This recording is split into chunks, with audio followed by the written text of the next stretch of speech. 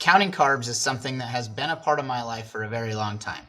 From the moment I got the pump is the moment that I really started counting carbohydrates so that I knew how much insulin that I had to do. In the past, counting carbohydrates was a lot different than it is today. Now it's very simple to just get on your cell phone when you're out in public and Google anything that you want to know the carbohydrates in. Now there is a lot of information online, and there is, like 6 different websites that all pop up and they all say a slightly different number. Now that's very frustrating to some people, but they're all very close enough to where you should be able to do the right amount of insulin and then just adapt with it as you go. Now, one of the things that we used to have are these books, The Calorie King, and it's the calorie, fat, and carbohydrate counter to end all carbohydrate calorie, counters that there are. In this book, you see fast food, you see yogurts, vegetables, soups, so many different things are in this book. Now, this one's from 2013, and I remember having this be a much bigger book when I was younger. And so many, they put a new one out all the time. So that to be said, what I found works really, really well for me is ChatGPT. You can see I have ChatGPT pulled up on the computer. So we're going to do some testing here so I can show you what I do if I'm looking for something fast, if I'm having trouble finding something online, and what I'm going to just probably start using more often than not when it comes to finding carbohydrates. So the first thing I'm going to look up, just because everybody knows it and most people have been there, is McDonald's. I don't eat McDonald's. I couldn't tell you the last time that I've eaten McDonald's. I used to eat there a lot, but I have not for a very long time. But that being said, it is the biggest chain out there. Everybody knows who they are. So we're going to start there. So in ChatGPT, down here at the corner or at the bottom middle of the screen is where you type in your information. If you've never used it, it's a ChatGPT tutorial as well. What I found for sure is that with ChatGPT, you need to give it the best information you can. The better the information that you put into it, the better the information it's going to give you. It's a lot like your health. The better things you put in your body, the better things your body's going to give you back. Same thing with your insulin and your pumps with algorithms, right? That being said, let's go back to the most unhealthy menu in the world, and that is McDonald's. Okay, so I'm going to type in carbs in a Big Mac from McDonald's, and I'm going to add right off the menu.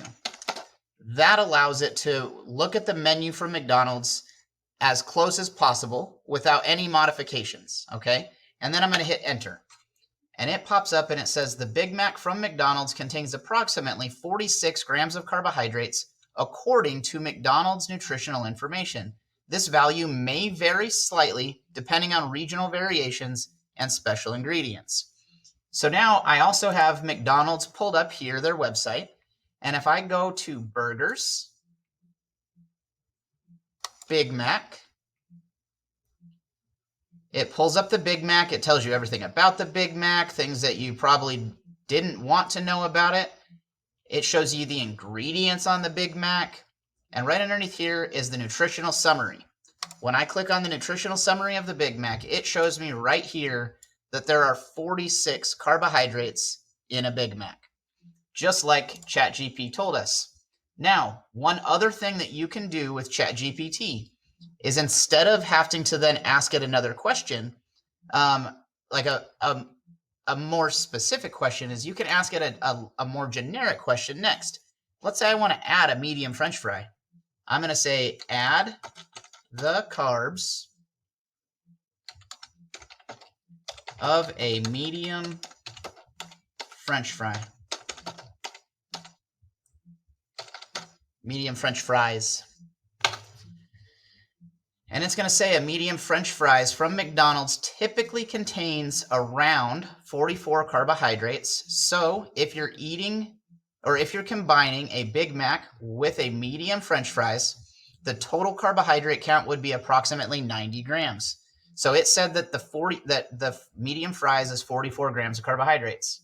So let's go back to McDonald's, back up to the menu, fries and sides. We're going to click on the world famous French fries.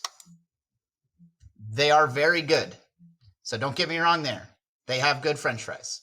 We're going to click on the medium size so that you know that we're comparing apples to apples.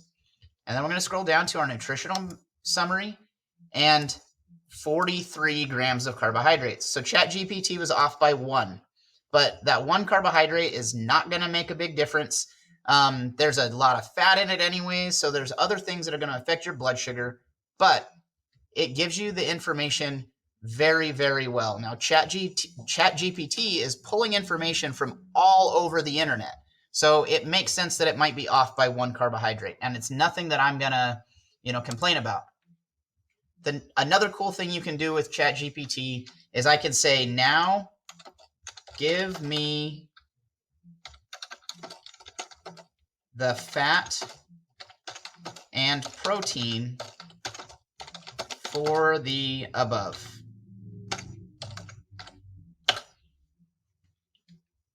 And it says, ChatGPT is very nice. It says, sure. Here are the approximate fat and protein values for the Big Mac and a medium French fries from McDonald's. The Big Mac has around 25 grams of fat and approximately 25 grams of protein. Medium French fry has about 22 grams of fat and around 5 grams of protein. Now, the fat portion of the French fries was less on their website. I probably believe ChatGPT a little bit more about this one, but it's close, right? And all we need to know is that it's higher fat because the fat content is going to slow down the digestion of the carbohydrates and make you need more insulin for a longer period of time. So instead of just McDonald's, let's look at one more option. And I'm going to look at, so I'm going to hit new chat because it kind of just clears that one out and it starts fresh. And then if I want to look up the carbohydrates of broccoli, I'm going to be very specific with it. I'm going to ask, give me the carbs in 100 grams of broccoli.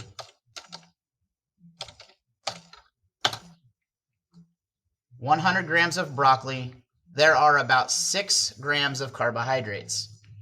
All right. Now, Google brought it up. One of the websites that I found shows me that in 100 grams, you can see it right here, 100 grams of broccoli, there are 6.64 grams of carbohydrates. Again, ChatGPT was very close enough for me to do my insulin for and just adjust it accordingly if I think I need to. With broccoli, I probably wouldn't even worry about the 6 grams of carbohydrates, depending on what else I was eating with it. And if I was going to do the insulin for those 6 grams, I wouldn't worry about the 6.6 or the 0.64 extra if, in fact, I thought that it was there. All that to be said is ChatGPT is a way that you can really it's a tool you can utilize to get a lot of things for you just really fast. Faster than Google, because ChatGPT is pulling information from Google. Guys, we're in the new era. We have all this technology now for our pumps and our CGMs and all of the things that we're constantly being more technologically advanced. It's time to start using AI and these other technological advances to help us with the problems that we face every day of trying to figure out carbohydrates. For instance, if I wanted to give it an off-the-wall thing, right? Like I'm going to say calculate, or I'll do a new chat. And I will say, how many carbs in a baked potato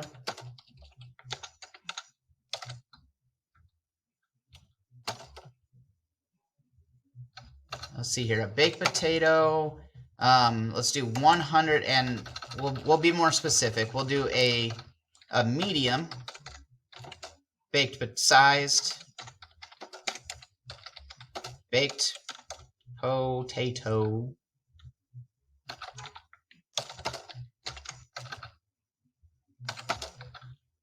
200 grams of green beans,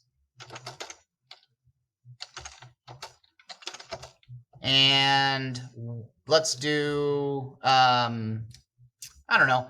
How about we're gonna do barbecue sauce? No, let's do what else should we have for dinner with the potato and the green beans? Let's just do I don't know, fried chicken and 4 fried chicken thighs.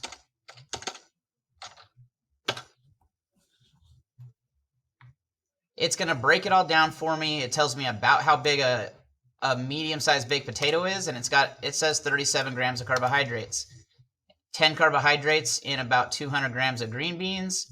And for 4 chicken thighs, the carb content in fried chicken will depend on whether any breading or coatings are added or are used and how they are prepared. Assuming they are breaded and fried conventionally, each piece could have around 5 grams of carbohydrates. So 4 thighs would be around 20 grams. And then it adds it all up for me at the bottom without me asking to do it, and it's done. And I'll tell you this, that the carb count at Raising Cane's for their for one of their chicken strips, and they have decent sized chicken strips, which is probably about as much breading as would be on a chicken thigh. They're 5 grams of carbohydrates a piece. Guys, utilize ChatGPT and let it help you with your dosing decisions when it comes to doing insulin for carbohydrates and your carb counting needs. Guys, have a good night. Have a good weekend. Happy Cinco de Mayo, and may the 4th be with you.